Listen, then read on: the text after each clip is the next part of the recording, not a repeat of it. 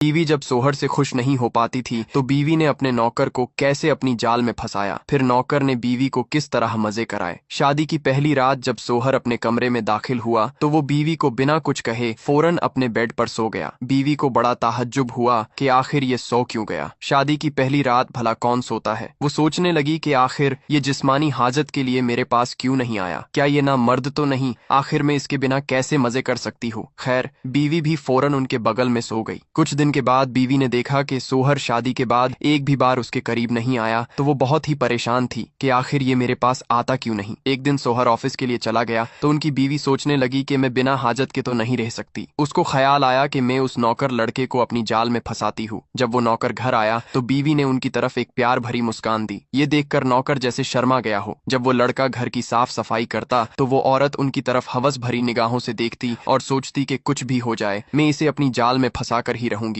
और मैं इनसे ही अपनी हाजत को पूरा करूंगी। जब वो काम कर रहा होता है तो बीवी जानबूझकर उनके पास जाती और उनसे हंस हंस कर बातें करती ताकि वो उसे अपनी जाल में फंसा सके। जब वो सामान लेकर घर आ जाता तो वो लड़के से कहती कि मैं सामान बाद में चेक कर लूंगी, आओ बैठो हम दोनों बातें करते हैं। वो औरत उनसे कहने लगी कि क्या कोई आपकी गर्लफ्रेंड है या नहीं। वो लड़का कहने लगा कि नहीं मैडम, हमारे कहाँ ऐसे नसीब है। हम नौकरों से भला कौन प्यार करता है। हमारे नसीब में तो बस काम करना लिखा है और मैं इन चीजों पर ध्यान भी नहीं देता, क्योंकि मैं इन चीजों पर अपना तवज्जो करूंगा तो मैं पैसे नहीं कमा पाऊंगा। उस औरत ने उसके जिस्म पर हाथ फिराते हुए कहा कि मेरे पास एक ऐसा काम है जिसमें मजा भी बहुत है और साथ साथ पैसे भी तगड़े मिलेंगे। नौकर लड़का कहने लगा, मैडम ऐसा भला कौन सा काम है जिसमें मजे और पैसे दोनों हैं। आखिर उस काम में क्या करना होता है। औरत ने कहा कि मुझसे वादा करो कि तुम किसी को भी नहीं बताओगे। नौकर ने कहा, जी हाँ बताओ, मैं भला किसी को क्यों बताऊंगा। मैडम ने कहा कि तुम्हें मुझे खुश करना होगा। अगर तुम मुझे खुश कर पाओगे तो मैं तुम्हें बहुत सारे पैसे दूंगी। इस काम में आपका भी फायदा है और मेरा भी। अब वो दोनों एक दूसरे से बेपनाह मोहब्बत करने लगे। अब रोजाना का ये मामूल हुआ कि सोहर जब ऑफिस चला जाता तो फौरन वो लड़का उसके घर में आ जाता और दोनों मिलकर रोज साथ में मजे करते थे। कुछ वक्त के बाद मैडम ने महसूस किया कि वो हामला हो चुकी है। उसने नौकर लड़के से कहा कि मेरे पेट में तुम्हारा बच्चा है क्योंकि तुमने मुझे हामला कर दिया है। नौकर ने जब ये सुना तो उसको अब डर लगने लगा। वो फौरन उनको छोड़कर उस घर से भाग गया। कुछ दिन के बाद मैडम के सोहर को पता चला कि ये रोज उल्टियां कर रही है और ये हामला है तो वो सोचने लगा कि मैंने अभी तक इनसे कुछ किया ही नहीं। आखिर उसने अपना मुंह कहा काला करवाया होगा। सोहर ने उसे कहा कि सच सच बता, तूने किसके साथ रंगरलियां मनाया है। बीवी कहने लगी कि मैंने जब से तुम्हारे साथ शादी की तब से तुम्हें मेरी हाजत की कोई फिक्र नहीं। अगर शादी के बाद सोहर बीवी की हाजत को पूरा ना कर सके तो फिर वो कहीं ना कहीं तो मुंह काला करने जाएगी ना। जब तक तुम जैसे ना मर्द है तब तक बीवियां ये काम करने पर मजबूर हो जाती है। मैं अभी के अभी तुमसे तलाक लेती हूँ। मुझे तुम जैसे ना मर्द के साथ कभी नहीं रहना। वो